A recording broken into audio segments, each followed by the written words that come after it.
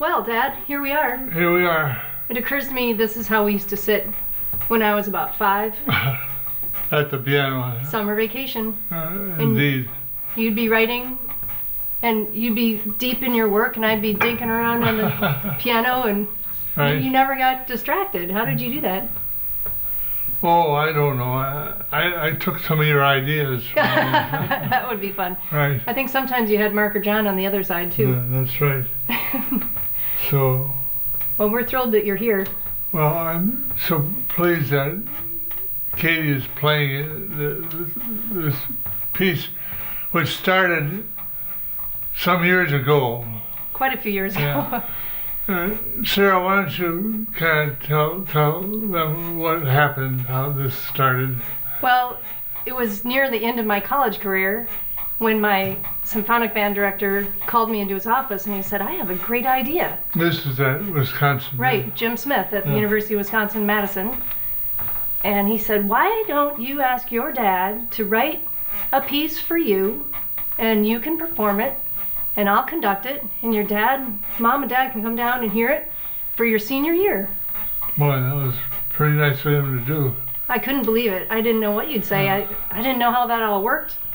But I remember going home to call you and saying, Jim Smith just had a wild idea. What do you think? But then you had written that piece for me earlier. That's right. I wrote a piece for Sarah called Serenade for Horn and piano. Horn and Piano, just a one movement piece, which she played for her audition to get into School of Music in Wisconsin. And I played the piano for her in front of the horn teacher down there, which was... I think they knew they were going to get 2 for 1. Right, that's right. So it started out as a serenade for horn, and then it developed into the concerto for horn That's right. and band. And I think it must have been about a year later when it was ready for me to play with the band. That's right. And there were 2 movements at that time, so we started with the second movement first and ended with the first movement. That's right. And then later you finished the third movement. That's right. And another issue, another person became involved with this. That was Miles Johnson, the director of bands at St. Olaf College in North Minnesota. He was retiring.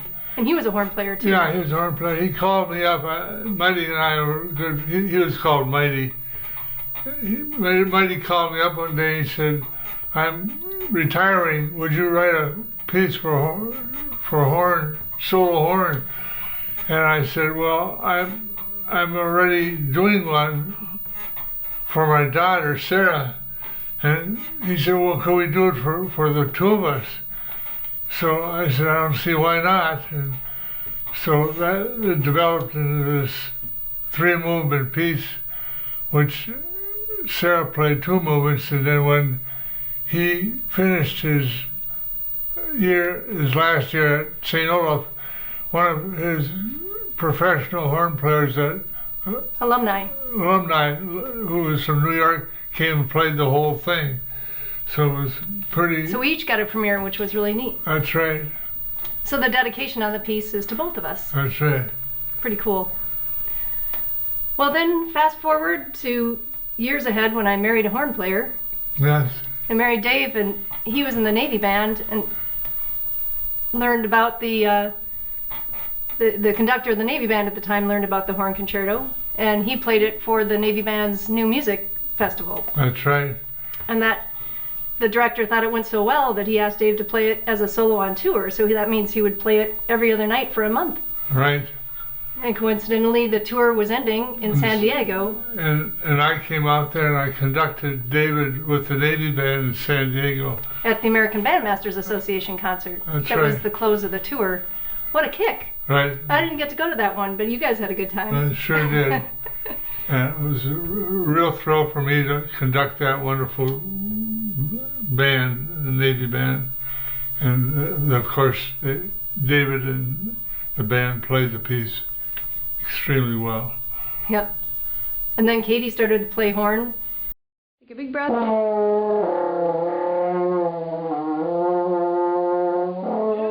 Look at that embouchure. Take a big breath. Did you feel how when you kept your air steady, it kept the same note? Try that again. I love that feeling. Okay. Look at that beautiful overture, huh? And I just never even thought you'd have the opportunity to play it. It didn't even occur to me to advocate for it. But this year she came home in January and said, you know, the director at school, Charlie Mitchell at Edison High School, said, if any of us have any pieces that we'd like to play on the spring concert, we should bring them up to him. So I think I'm going to ask if I can play the horn concerto. And you had given me a full score and set of parts. So I said, well, take it to school, see what he thinks. This could be really cool. By then the piece was published by Chose Music, who is my publisher. So it was available all To everyone. At that point, so, which was nice to have that done. She was so excited to tell you that he said yes. Oh, yeah. So when I was home visiting and we had her on FaceTime, just before I left for the airport, she got approval that day, and we were talking with her on the iPad with FaceTiming her so you could see her face, and she gave you the news. Oh, it was wonderful. You were surprised, I was surprised and pleased, Yeah. obviously, that she was, so the whole family has been involved with this piece. And she's playing it on the horn that you bought for me. That was a good investment. Right. So it's going to be a big night on Wednesday. I think a lot of people are going to come out and hear it. Indeed. Yeah. And she has loved the Edison Band experience, so it's a great capstone for her senior year. Both Katie and I, my wife Katie and I, are very pleased with this, of course. That you could be here is amazing. Yes, that's right.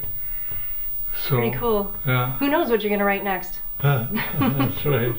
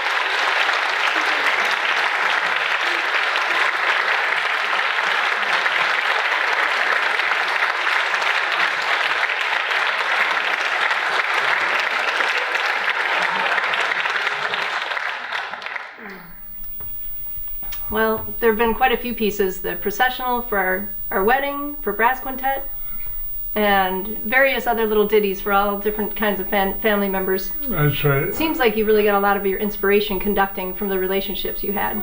That's right. So even if it was a commission for a band in Michigan that you didn't know, you thought about the piece in terms of somebody that you knew. Absolutely, yeah. I've been very fortunate with people asking me to write pieces, and most of them have been published by my publisher, and they're played quite a lot. You've written some beautiful tributes to friends too. That's right. Like for Dr. Ben, the Hats Off to Thee for the University of Minnesota. Yes. That's a gorgeous, kind of a chorale, would you say? Yes, kind of, yeah. And then you wrote that one for Fred and Eileen. Right, yeah. It's such a beautiful gift to be able to give somebody a composition. Not many people get to do that. That's right. I'm very pleased with that whole process. But I think it all goes back to my Sarah Marie song. Sarah Marie. Back from when I was 5, sitting distracting you when you were trying to work, and I think you gave me a little ditty to keep me occupied for a while. Yes. Can you rip that one off?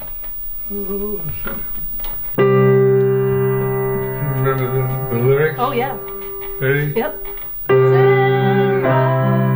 Sarah Marie, Sarah Marie's a doll. Sarah Marie.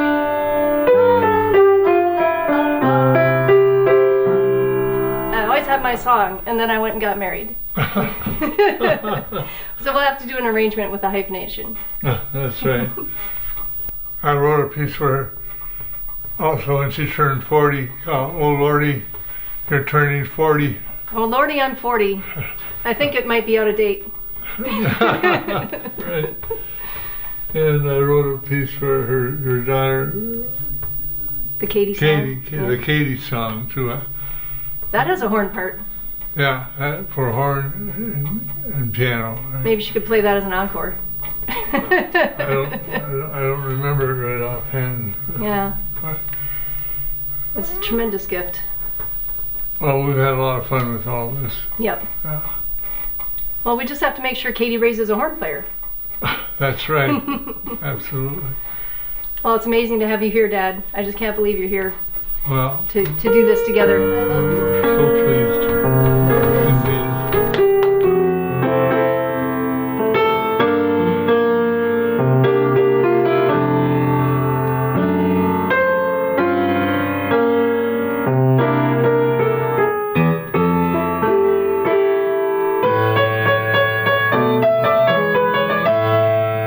How about my funny backwards?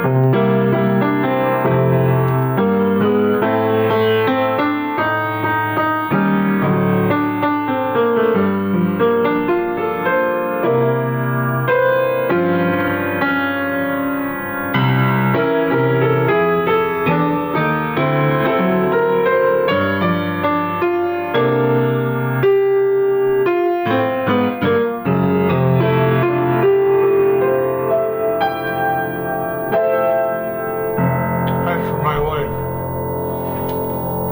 I love you.